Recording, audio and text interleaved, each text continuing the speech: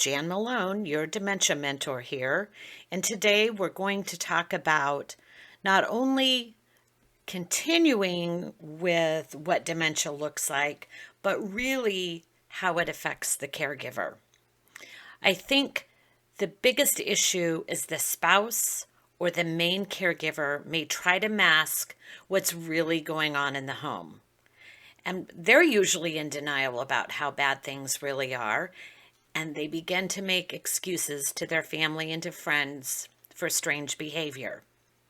But let's be honest, we probably don't want to share with our kids if we have a doctor's appointment that we need a recheck on.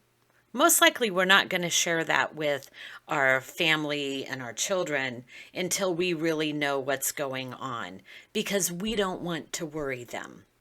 And in the case with dementia, when things are really going strange, the worst thing you want to hear from your kids is, okay, it's time to go to the home. What I see that eventually happens is the main spouse or caregiver is doing all of the work, carrying the entire load of the house. They're managing the household. They're paying the bills. They're doing all of the shopping.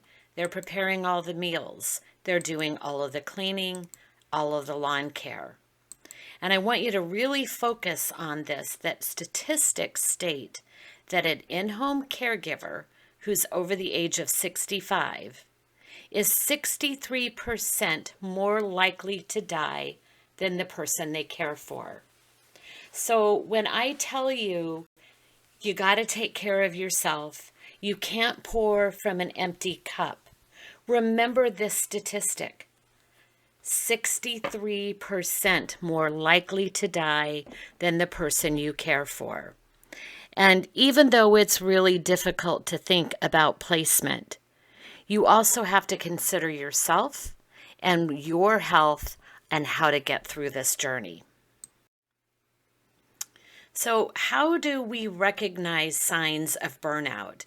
And I think this is really important, not just for yourself, but for your friends and your family to be watching as well. One thing is that you're generally not sleeping through the night because their spouse is up and down. We talked about that last week. And then they're trying to get their chores accomplished while their loved one sleeps. And so even if that means in the middle of the night, you're mopping the floor, you're doing laundry, you're going out to the barn to feed your animals. These are things that you have to do while your loved one sleeps. And certainly when you don't get your rest, many things can happen to you physically and mentally. Some other signs is that the caregiver begins losing weight. Not only may they not be eating a proper diet, there's no time to go shopping. And they may no longer be able to trust the person to stay home alone so that they can go do the shopping, and taking them out just becomes too hard. So when you think about somebody with dementia and they want to go up and down every aisle, and you're already exhausted from the day, you have your list, you want to go in, conquer, get out. Maybe they're also struggling with incontinence, so during the shopping trip it means taking them to the restroom. Maybe they just get tired and they want to sit down. Think about that. There are a lot of services available today to have grocery delivery.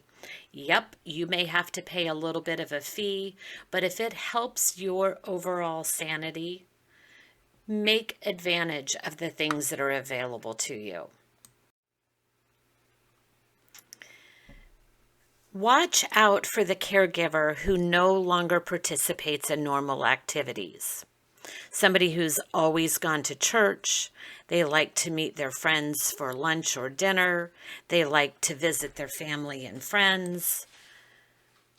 These are signs when the caregiver is no longer participating that there is an issue. Now let's talk about some of this.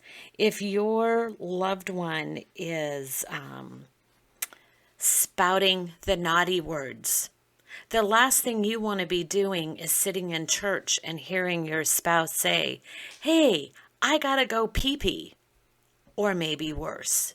So it's just easier for now you to also withdraw from going to church. When you take your loved one out for a meal and it takes them an enormously long time to even choose from the menu, and then maybe they eat and maybe they don't, it's almost like taking a little kid. It would be better to have a babysitter and to enjoy that. But how do you have a babysitter for an adult? So be mindful of that caregiver. Quite often, we say, "Hey, what can we do to help you?" And the person will say, "Oh, I don't know. I've got it under control." How about saying, "I'm going to bring you dinner on Thursday night, so you don't have to plan for a meal. I'm going to come over and sit with your spouse so that you can have an afternoon off. Even if that means you go to your bedroom and shut the door and you sleep for 4 hours. But maybe it means you get to go out to lunch with a friend. You get to go get your hair cut." So you as the caregiver, remember there are specific things that you can ask for help with. And I know that is always a really difficult thing to admit that you need some help. Yeah. Do you know anybody like this? I sure do. I think that caregiver is so overwhelmed with all the things that have to be done that they are in such denial because they don't want to face the fact that they can no longer care for their loved one. Through the past 15 years, I've heard many a spouse say, "But I promised my husband, I promised my wife, I would never place them." Remember, this disease is a little bit different. This disease is not a disease that allows you to stay home. We see that they don't make good choices. They don't remember that things are dangerous. And yes, I know that this is a really tough decision to make. Talk about it with your kids. Talk about it with your pastor. Talk about it with your doctor. A good rule of thumb is if you go and look at the global deterioration scale and the 7 stages, they say when you are getting past that 4 and into a 5, it is really time to consider placement of your loved one.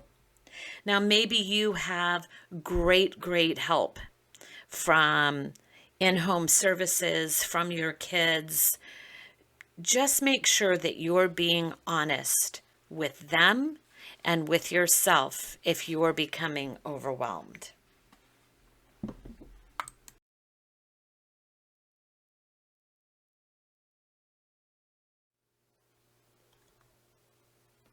I hope you enjoyed today's educational moment. Please check back next week for information on how to safeguard your home. I always appreciate you taking the time to watch my video. If you like what you heard today, please press that thumbs up and give me a like. And as always, I appreciate you sharing my video with your friends and family. And if you haven't yet, please subscribe to my YouTube channel. Thank you. Have a great day.